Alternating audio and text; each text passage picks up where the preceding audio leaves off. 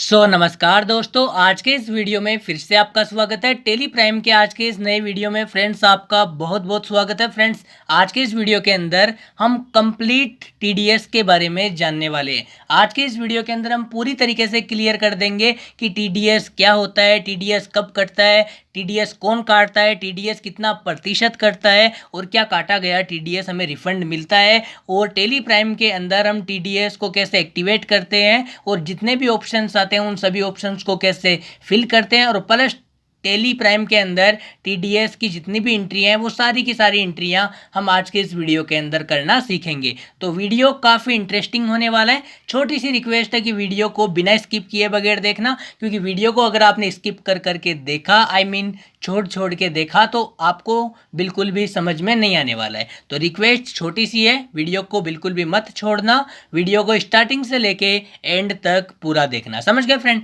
तो बिना time waste किए हुए हम इस वीडियो को आगे बढ़ाते हैं। सबसे पहले, जैसा कि मैंने आपको अभी बताया कि आज के इस वीडियो के अंदर हम टीडीएस को पूरी तरीके से कवर अप करने वाले हैं, मतलब कि इस वीडियो के अंदर हम टीडीएस को पूरा क्लियर कर देंगे। समझ गए फ्रेंड? तो सबसे पहले हम जानते हैं कि टीडीएस क्या होता है। अक्सर लोगों का पहला क्वेश्चन यही होता है कि टीडीएस क्या होता है, व्हाट इज टीडीएस। समझ गए फ्रेंड? तो टीडीएस को हम क्लियर करते हैं। तो टीडीएस की फ्रेंड अगर हम बात करें तो सबसे पहले हम जानते हैं इसकी फुल फॉर्म। तो टीडीएस की फुल फॉर्म होती है टैक्स डिडक्टेड एट सोर्स। समझ गए फ्रेंड? ये टीडीएस की फुल फॉर्म होती है।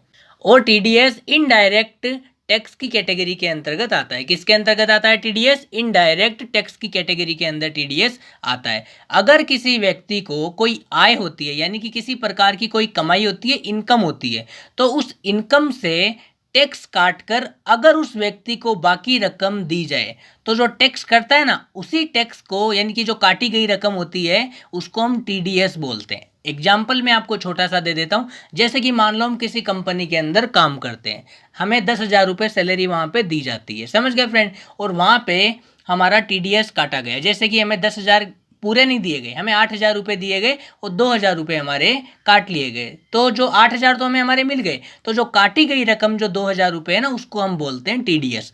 तो ये क्लियर हो गया कि टीडीएस क्या होता है। समझ गए फ्रेंड?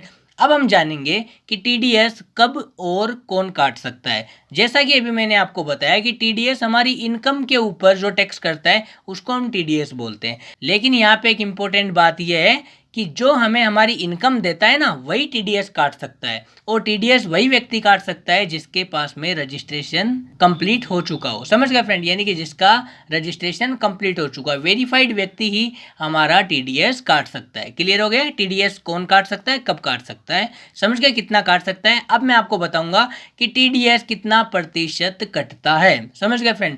कानून के अनुसार यह इनकम टैक्स स्लैब पर निर्भर करता है, क्योंकि ज्यादातर भुगतानों के लिए टीडीएस की दरें आयकर अधिनियम से निर्धारित की जाती है। फ्रेंड, मैंने एक वीडियो बनाया था टैक्स स्लैब के नाम से, उस वीडियो को आप देख लेना। टेली का जो कंप्लीट कोर्स है उसकी एक प्लेलिस्ट मैंने बना के रखी है, और उस प्लेलिस्ट का एक लिंक इस वीडियो के डिस्क्रिप्शन बॉक्स के अंदर भी आपको मिल जाएगा। वहाँ पे जैसे ही आप क्लिक करोगे तो टेली की जो कंप्लीट प्लेलिस्ट है ना, वो आपके सामने ओपन वहाँ पे हो जाएगी। यानी कि जितने भी वीडियो मैंने टेली के ऊपर बना रखे हैं वो सारे के सारे उसके अंदर आ जाएंगे। टेली का पूरा कोर्स उसके अंदर आ जाएगा। तो आपको वहाँ पे क्या करना है, टैक्स स्लैब वाला वीडियो जरूर से देख लेना है। टैक्स स्लैब वाले वीडियो के अंदर मैंने बताया है कि किसके ऊपर कितना टैक्स कटेगा। समझ गए? तो कानून के अनुसार नियम बनाया गया है कि टैक्स स्लैब के ऊपर सब कुछ डिपेंड करता है। यानी कि टैक्स स्लैब के हिसाब से आयकर अधिनियम निर्धारित करती है कि टीडीएस कितना प्रतिशत कटेगा। अब मैं आपको बताऊंगा कि क्या काटा गया टीडीएस रिफंडेबल है, यानी कि जो टीडीएस का पैसा कटता है ना, वो क्या वापस आता है। तो ये बिल्कुल सही बात है, हमारी इनकम से काटा गया टैक्स हमें रिफंड मिल जाता है। समझ गए? इसमें एक नियम यह भी है कि अगर सरकार समय पर आपको टैक्स रिफंड नहीं करती है तो हम ब्याज के हकदार हैं। यानी कि टाइम पे अगर हमारा टीडीएस गवर्नमेंट हमें नहीं देती है तो हमें ब्याज लेना आता है। समझ गए? हमें ब्याज मिलता है उसका। समझ गए फ्रेंड? तो ये क्लियर हो गया। तो अभी तक हमने क्या क्या सीखा कि टीडीएस क्या होता है, क्लियर हो गया। टीडीएस कब और कौन काट सकता है, ये भी क्लियर करवा दिया। टीडीएस कितना प्रतिशत कटता है, ये भी क्लियर कर दिया। क्या काटा गया टीडीएस रिफंड होता है, ये भी मैंने क्लियर कर दिया। इतना सब कुछ क्लियर हो गया। अब मैं आपको बताऊंगा कि टेली प्राइम सॉफ्टवेयर के अंदर हम टीडीएस को कैसे एक्टिवेट कर सकते हैं। तो इसके लिए सबसे पहले जो टेली प्राइम सॉफ्टवेयर हमें यहाँ पे दिख रहा है, इसके ऊपर हम डबल क्लिक करेंगे। जैसे ही हम टेली प्राइम सॉफ्टवेयर के ऊपर डबल क्लिक करेंगे तो टेली प्राइम सॉफ्टवेयर थोड़ा सा लोडिंग लेगा, और लोडिंग लेने के कुछ समय बाद में हमारे सामने कुछ ऐसा इंटरफेस देखने को मिल जाएगा। तो हमें यहाँ पे क्या करना है, जो कंटिन्यूइंग एजुकेशनल मोड है, इस वाले मोड को सिलेक्ट करके इंटर वाले बटन के ऊपर सिंपली हमें यहाँ पे क्लिक कर देना है। जैसे ही हम इंटर वाले बटन के ऊपर क्लिक करेंगे तो टेली का होम पेज यानी कि गेटवे ऑफ टेली हमारे सामने कुछ इस तरीके से ओपन हो जाएगा। इतना क्लियर हो गया फ्रेंड। अब हमें क्या करना है, टीडीएस को एक्टिवेट करने के लिए सबसे पहले हमें F11 के ऊपर क्लिक करना है। F11 की एक की हमारे कीबोर्ड के अंदर देखने को मिल जाएगी, उस बटन के ऊपर हमें क्लिक कर देना है। जैसे ही हम F11 के ऊपर क्लिक करेंगे तो हमारे सामने कुछ ऐसा विंडो देखने को मिलेगा, कुछ ऐसा इंटरफेस देखने को मिलेगा। हमें यहाँ पे वैसे तो कई सारे ऑप्शंस देखने को मिलेंगे, लेकिन हमें यहाँ पे इस वाले ऑप्शन के अंदर जाना है, enable text detected at source, यहाँ पे TDS लिखा हुआ है, इस वाले ऑप्शन के अंदर हमें जाना है। अगर ये ऑप्शन आपका नो है तो आपको इस वाले ऑप्शन को यस कर देना है और इंटर वाले बटन के ऊपर क्लिक कर देना है। जैसे ही हम इंटर वाले बटन के ऊपर क्लिक करेंगे तो हमारे सामने कुछ ऐसा इंटरफेस देखने को मिल जाएगा। सबसे पहले यहाँ पे पूछा जा रहा है 10 रजिस्ट्रेशन नंबर। देखो फ्रेंड, हमारे पास में 10 रजिस्ट्रेशन नंबर नहीं है, ना ही यहाँ पे जो डिटेल मैंने फिल की है वो हमारे पास में मौजूद है। समझ गए, ये सब कुछ कंपनी के अंदर होता है, ये केवल आपको समझाने का एक जरिया है, एक तरीका है। समझ गए फ्रेंड। तो सबसे पहले यहाँ पे पूछा जा रहा है 10 रजिस्ट्रेशन नंबर, तो हमने यहाँ पे फॉर्मेलिटी के लिए 10 रजिस्ट्रेशन नंबर ये डाल दिया। इंटर के ऊपर मैं यहाँ पे क्लिक करूंगा, यहाँ पे वापस से हमें 10 नंबर ही डाल देना है। इंटर के ऊपर मैं क्लिक करूंगा यहाँ पे, और यहाँ पे देखो फ्रेंड, यहाँ पे डिटेक्टर टाइप पूछी जा रही है। समझ गए, तो यहाँ पे हमें कंपनी कर देना है। मैंने यहाँ पे कंपनी कर रखा है। यहाँ पे देखो, यहाँ पे डिटेक्टर ब्रांच पूछ रहा है कि ये ब्रांच कहाँ पे, ये ब्रांच है जयपुर में, तो मैंने यहाँ पे जयपुर सेलेक्ट कर लिया, यानी कि जयपुर टाइप कर दिया। इंटर के ऊपर मैं यहाँ पे क्लिक करूँगा, यहाँ पे STD कोड डालना है, ये डाल दिया। यहाँ पे मोबाइल नंबर डालना है, उसके बाद में यहाँ पे ईमेल आईडी डालनी है। उसके बाद में नीचे एक ऑप्शन हमें यहाँ पे देखने को मिलेगा, set alter detail of person responsible. इसका मतलब होता है कि जितनी भी डिटेल्स हमने ऊपर डाली है इसके लिए कौन व्यक्ति जिम्मेदार है। फिलहाल तो हम ही जिम्मेदार है, तो इसको हम यहाँ पे यस कर देंगे। यस करने के बाद में यहाँ पे जो भी व्यक्ति डिटेल डालेगा ना, उस व्यक्ति की डिटेल हमें यहाँ पे डालनी पड़ेगी कि जितनी भी डिटेल भरी हुई है ना, उसके लिए वो फलाना व्यक्ति जिम्मेदार है। समझ गए। तो ये सारी की सारी डिटेल अभी जो भरी है पीछे, ये मानते हैं कि राम ने भरी है, तो यहाँ पे राम की डिटेल डालनी है। यहाँ पे डालते हैं नेम के अंदर, यहाँ पे हमने डाल दिया कि राम रिस्पॉन्सिबल है सारी डिटेल्स के लिए। यहाँ पे सन मतलब यहाँ पे पिताजी का नाम यहाँ पे डाल दिया। यहाँ पे पद डालना है फ्रेंड, कि मतलब जो राम है इसका उस कंपनी के अंदर क्या होता है, क्या पद है, यहाँ पे पद डाल देना है। समझ गए। इंटर के ऊपर फिलहाल मैं क्लिक करता हूँ। यहाँ पे पैन कार्ड का नंबर है वो डाल देना है, मैंने यहाँ पे डाल रखा है। इंटर के ऊपर क्लिक करके यहाँ पे फ्लैट नंबर, यहाँ पे बिल्डिंग वगैरह, यहाँ पे रोड है ना, यहाँ पे एरिया लोकेशन डालनी है, यहाँ पे टाउन सिटी है ना, यहाँ पे स्टेट, यहाँ पे पिन कोड, ये सारी की सारी डिटेल्स आपको भरना आता है फ्रेंड। मैं अगर बार बार बताऊंगा डिटेल के अंदर तो वीडियो काफ़ी लंबा हो जाएगा। नॉर्मल सी डिटेल्स है, आपको सब कुछ यहाँ पे आता है। समझ गए। इंटर के ऊपर मैं यहाँ पे क्लिक करूँगा, यहाँ पे मोबाइल नंबर डाल देना है, STD कोड डाल देना है, टेलीफोन नंबर और ईमेल आईडी डाल देनी है, और सिंपली इंटर के ऊपर क्लिक कर देना है। अब यहाँ पे ये जो ऑप्शन हमें देखने को मिलेंगे, यहाँ पे देखो इग्नोर IT वाला जो ऑप्शन है, इसको हमें यहाँ पे यस कर देना है। इंटर के ऊपर हम यहाँ पे क्लिक करेंगे। यहाँ पे पूछा जा रहा है activate TDS for stock item. इसका मतलब है कि हम क्या स्टॉक आइटम के ऊपर TDS एक्टिवेट करना चाहते हैं। हम नहीं करना चाहते तो इसको नो रहने देंगे, करना चाहते तो यस कर सकते हो सिंपल। इंटर के ऊपर हम यहाँ पे क्लिक कर देंगे। यहाँ पे कैश डिटेल वाला ऑप्शन है, इसको भी हम यहाँ पे नो रहने देंगे। इंटर के ऊपर हम यहाँ पे सिंपली क्लिक करेंगे, और फाइनली आप यहाँ पे देख सकते हो कि TDS यहाँ पे एक्टिवेट हो चुका है। इतना क्लियर हो गया फ्रेंड। अब मैं कंट्रोल के साथ में एक के ऊपर क्लिक करके इस पेज को यहाँ पे सेव कर दूंगा। अभी तक हमने क्या क्या सीखा, अभी तक हमने सीखा कि TDS क्या होता है, TDS कब और कौन काट सकता है, TDS कितना प्रतिशत कटता है, और क्या काटा गया TDS रिफंडेबल है। और इसी के साथ में हमने सीखा कि टेली प्राइम के अंदर ये सॉफ्टवेयर है टेली प्राइम, तो इस सॉफ्टवेयर के अंदर हम TDS को किस तरीके से एक्टिवेट कर सकते हैं, मतलब कि जितने भी ऑप्शंस आते हैं उनको कैसे फिल किया जाता है। सिंपल सा फंडा है जो अभी मैंने आपको बताया। अब मैं आपको बताऊंगा एंट्री, सबसे इंपॉर्टेंट चीज़। तो फ्रेंड अब आइए समझ गए एंट्री। अब मैं आपको TDS की एंट्री बताने वाला हूँ, वही एंट्री आपको बताएगी कि TDS क्या होता है, कैसे उसकी एंट्री की जाती है। तो एंट्री करने के लिए हम कहाँ पे जाएंगे, सबसे पहले जाएंगे वाउचर के अंदर, और अब हम यहाँ पे एंट्री पढ़ेंगे, एक एक एंट्री, और वहाँ पे करते चले जाएंगे। समझ गए। मैंने आपको क्या बताया फ्रेंड TDS के बारे में, कि जब भी हमारी कोई कमाई होती है ना, जब भी हमारी कोई कमाई होती है तो उस कमाई के अंदर से कुछ परसेंट हमारा जो टीडीएस करता है ना, कुछ परसेंट अमाउंट कट जाता है, उसी को हम टीडीएस बोलते हैं। तो कमाई के ऊपर कटता है, समझ गए। टीडीएस कहाँ कटता है? कमाई के ऊपर, यानी कि हमारी इनकम के ऊपर, आय के ऊपर। इतना क्लियर हो गया फ्रेंड? अब देखो फ्रेंड, हम लोग बैंक के अंदर एफडी करवाते हैं, है ना, या फिर ब्याज पे पैसा देते हैं कहीं और, मान लो कहीं और ब्याज पे पैसा देते हैं, कहीं से किराया हमारा आता है, मान लो कि हमारी दुकानें बनी हुई है, घर बने हुए हैं, उनका किराया हमारे पास आता है, तो वो एक प्रकार से हमारी इनकम ही है, समझ गए फ्रेंड। यानी कि कमाई करने का कोई भी तरीका, समझ गए फ्रेंड, उसी के ऊपर टीडीएस कटता है, समझ गए। जैसे कि मैं आपको अभी एक एग्जाम्पल दे देता हूँ ब्याज का, समझ गए। कंपनी ने एसबीआई बैंक में 1 लाख रुपए की एफडी करवाई, ये एंट्री फर्स्ट एंट्री है फ्रेंड। कंपनी ने क्या किया, मान लो हमारी कंपनी है और हमारी कंपनी ने एसबीआई बैंक, ट्रस्टेड बैंक है, गवर्नमेंट बैंक है, तो एसबीआई बैंक के अंदर 1 लाख रुपए की एफडी करवाई।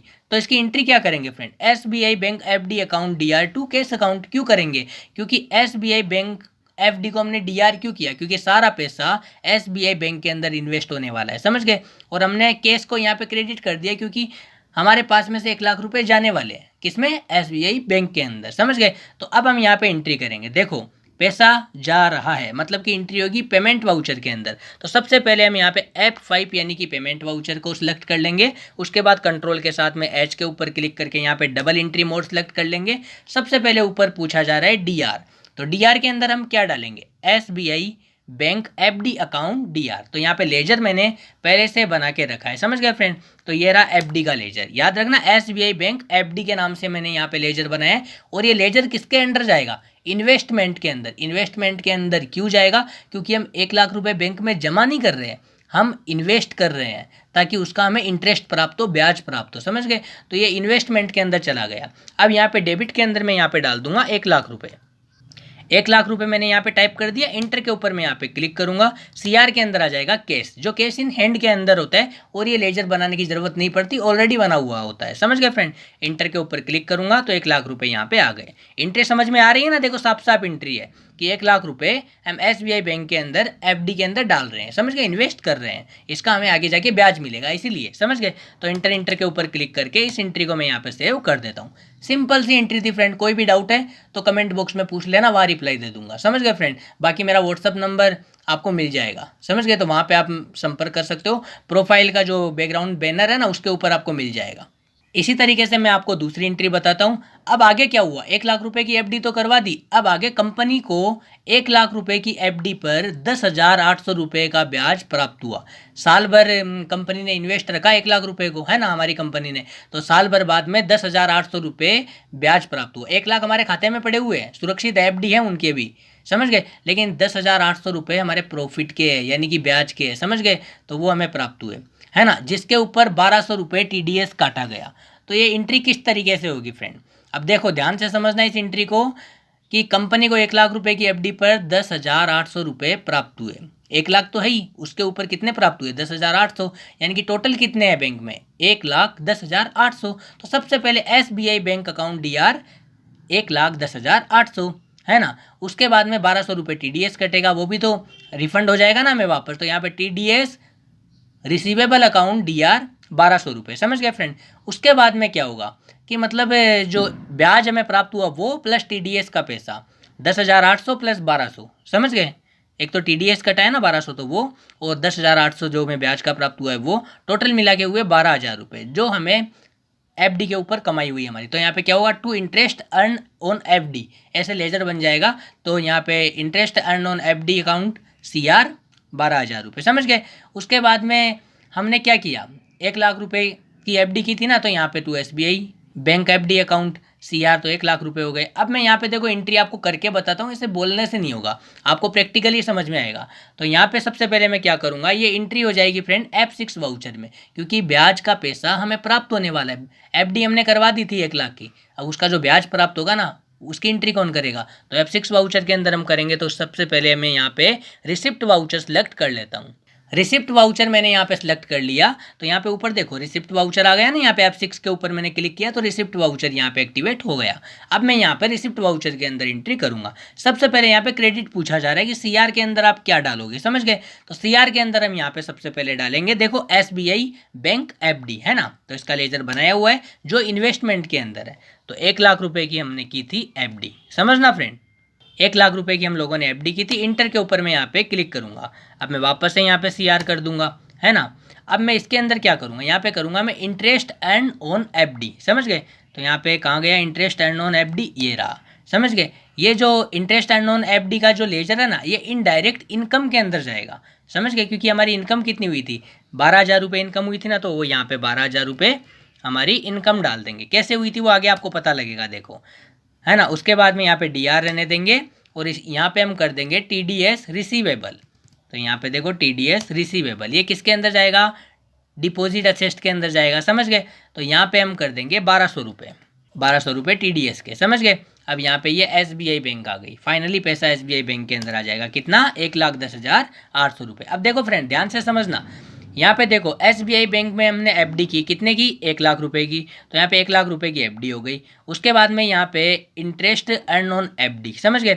यहाँ पे जो 12,000 रुपये प्रॉफिट का है ना, यानी कि हमारी जो इंटरेस्ट के ऊपर हमने जो कमाई की है, 1 लाख रुपये हमने ब्याज पे दिए, SBI में FD की थी। तो 12,000 रुपये की जो कमाई की वो किस तरीके से की, 10,800 रुपये तो हमें ब्याज के प्राप्त हुए, प्लस 1200 रुपये TDS कटा था, याद है, तो वो यहाँ पे जुड़ गए, इसी के अंदर जुड़ गया, तो 12,000 रुपये यहाँ पे आ गए, समझ गए। अब यहाँ पे TDS रिसीवेबल कितना हुआ, 1200 और 10,800 की हमें कमाई हुई थी, टोटल मिला के यहाँ पे 12,000 हमने डाल दिए ना, समझ गए। अब यहाँ पे नीचे देखो SBI बैंक, टोटल जो पैसा है वो सारा बैंक में ही तो आएगा ना, जाएगा कहाँ पे, तो यहाँ पे SBI बैंक, यहाँ पे 1,10,800 रुपये, सारा का सारा पैसा 1,10,800 रुपये बैंक के अंदर ही आएगा। अब आप सोच रहे हो कि प्रॉफिट तो 12,000 का हुआ, तो फिर वो कहाँ गया, तो भाई 1200 रुपये TDS भी तो कटा था ना, याद है, तो यहाँ पे वो माइनस हो गया ना, तो 1,10,800 रुपये खाते में है। TDS जो 1200 रुपये कटा है वो हमें आगे बाद में प्राप्त होगा। तो इंटर के ऊपर क्लिक करके हम इसको सेव कर देंगे। 1 लाख की FD कराई और उसके बाद में साल भर हमने इंतजार किया, तो 1,10,800 रुपये हमारा प्रॉफिट हुआ। तो पहले तो हमने F5 में एंट्री की, है ना, उसके बाद F6 के अंदर एंट्री की, क्योंकि हमें प्रॉफिट हो गया, ब्याज हमारा आ गया, समझ गए फ्रेंड। अब हम एक और यहाँ पे एंट्री करेंगे कि कंपनी को 1200 रुपये TDS रिफंड मिल गया। जो 1200 रुपये TDS का काटा गया था ना, वो हमें रिफंड मिल चुका है, समझ गए, जिसके साथ में 150 रुपये ब्याज भी प्राप्त हुआ, समझ गए फ्रेंड। तो एंट्री किस में करेंगे, पैसा आ रहा है मतलब रिसिप्ट वाउचर के अंदर, तो रिसिप्ट वाउचर यहाँ पे ऑलरेडी सिलेक्टेड है, समझ गए फ्रेंड। तो सबसे पहले यहाँ पे पूछा जा रहा है CR, तो यहाँ पे हम क्या करेंगे, यहाँ पे देखो फ्रेंड एंट्री को समझो, कंपनी को 1200 रुपये TDS का रिफंड मिल गया, यानी कि जो 1200 रुपये कटा था ना वो तो रिफंड हमारे पास आ गया, लेकिन उसके साथ में 150 रुपये ब्याज भी प्राप्त हुआ। 150 रुपये ब्याज क्यों मिला पता है, क्योंकि आयकर विभाग ने, मतलब कि जो गवर्नमेंट ने जो TDS काटा था ना, वो हमें समय पे नहीं लौटाया, समय के बाद में लौटाया, यानी कि देरी कर दी लौटाने में, समझ गए। तो उसका ब्याज कौन भरेगा, मैंने क्या बताया था कि अगर TDS हमें टाइम पे ना मिले तो हम ब्याज के हकदार है, याद है, बताया था थोड़ी देर पहले। तो ब्याज हमें यहाँ पे 150 रुपये मिला है, यानी कि ब्याज के साथ में हमें पैसा मिला है। तो इसकी एंट्री हम कैसे करेंगे, यहाँ पे देखो SBI बैंक अकाउंट दिया 1350 रुपये, टोटल हमारे पास में SBI बैंक के अंदर कितने आएंगे, 1350 रुपये, 1200 रुपये तो हमारे TDS के, है ना, और 150 रुपये ब्याज के, समझ गए। तो इस एंट्री को हम यहाँ पे क्या करेंगे, CR क्रेडिट के अंदर हम क्या करेंगे, यहाँ पे हम कर देंगे अदर इंटरेस्ट अर्न, समझ गए। ये लेजर आपको बनाना पड़ेगा अदर इंटरेस्ट अर्न के नाम से, समझ गए। इसका अंडर ग्रुप करेंगे इनडायरेक्ट इनकम, कमाई है ना 150 रुपये यार हमारी, तो यहाँ पे 150 रुपये आ गए, ये 150 रुपये हमारी कमाई है, ब्याज हमें मिला है, समझ गए। यहाँ पे हम वापस से CR करेंगे और यहाँ पे हम कर देंगे TDS रिसीवेबल, समझ गए, जो डिपॉजिट असेस्ट के अंदर जाएगा, है ना। ये 1200 रुपये हमारा TDS का रिसीव हुआ था, समझ गए। इंटर के ऊपर हम क्लिक करेंगे तो टोटल पैसा कितना हुआ, टोटल पैसा हुआ 1350, जो कहाँ पे जाएगा, SBI बैंक के अंदर, ये बैंक अकाउंट के अंदर जाएगा, नॉर्मल लेजर है, समझ गए। तो यहाँ पे 1350 रुपये आ गए। इंटर के ऊपर क्लिक करके हम इस एंट्री को यहाँ पे सेव कर देंगे। अब एक तो फ्रेंड यहाँ पे ये एंट्री हो गई, ये तीसरी एंट्री की जगह हम एक एंट्री और कर सकते हैं अगर चाहे तो। मान लो कि तीसरी एंट्री हम लोग नहीं करना चाहते, मतलब कि सरकार से जो 1200 रुपये में मिलने थे ना, वो हमें नहीं चाहिए। एक कंडीशन यहाँ पे देखो फ्रेंड और हो सकती है कि मान लो कि कंपनी को 2,000 रुपये इनकम टैक्स के चुकाने हैं, कंपनी ने चुकाए नहीं है, कंपनी को 2,000 रुपये इनकम टैक्स के चुकाने, तो कंपनी वाले क्या करेंगे, ऐसे में टीडीएस के साथ एडजस्ट कर देंगे उन पैसों को। मतलब सरकार के पास टीडीएस का जो काटा गया 1,200 रुपये ना, वो उसके साथ एडजस्ट कर देंगे। तो 2,000 रुपये का टैक्स सरकार को चुकाना है, इनकम टैक्स है ना 2,000 रुपये का, वो चुकाना है। तो यहाँ पे क्या हो रहा है कि 2,000 रुपये इनकम टैक्स के कंपनी को चुकाने हैं, जो चुकाए नहीं है ना, लेकिन कंपनी का 1,200 रुपये टीडीएस पड़ा हुआ है गवर्नमेंट के पास में। तो कंपनी क्या करेगी कि 1,200 रुपये तो रहने देगी, बोलेगी 1,200 रुपये तो आप भर लो, 800 रुपये हम लोग बैंक से और दे देंगे, तो टोटल 2,000 रुपये भर गए। समझ गए। तो ऐसे में हम लोग एंट्री कैसे करेंगे, देखो फ्रेंड, एंट्री ध्यान से समझना। मान लो कि कंपनी को 2,000 रुपये इनकम टैक्स के चुकाने हैं, है ना, ऐसे में कंपनी टीडीएस के साथ एडजस्टमेंट करेगी। तो सबसे पहले income tax paid account DR, entry कौन से वाउचर में होगी, पेमेंट वाउचर में। सबसे पहले तो हम F5 वाउचर के ऊपर क्लिक करेंगे, यहाँ पे डीआर, यहाँ पे कर देंगे इनकम टैक्स पेड, चुका रहे हैं हम लोग इसलिए यहाँ पे पेड है, समझ गए। अब यहाँ पे देखो कितने पैसे चुकाने हैं, 2,000 रुपये, ये 2,000 यहाँ पे टाइप किए, इंटर के ऊपर क्लिक करूँगा। अब यहाँ पे CR के अंदर देखो, यहाँ पे हम लोग क्या करेंगे, यहाँ पे करेंगे TDS रिसीवेबल, जो डिपोजिट एसेट के अंदर जाएगा। 1,200 रुपये सरकार के पास पड़े हुए हैं पहले से, इंटर के ऊपर हम क्लिक करेंगे और यहाँ पे बाकी का जो पैसा है ना 800 रुपये, वो हम लोग SBI बैंक से दे देंगे, है ना। तो इंटर के ऊपर क्लिक करके इस एंट्री को भी यहाँ पे सक्सेसफुली सेव कर देंगे।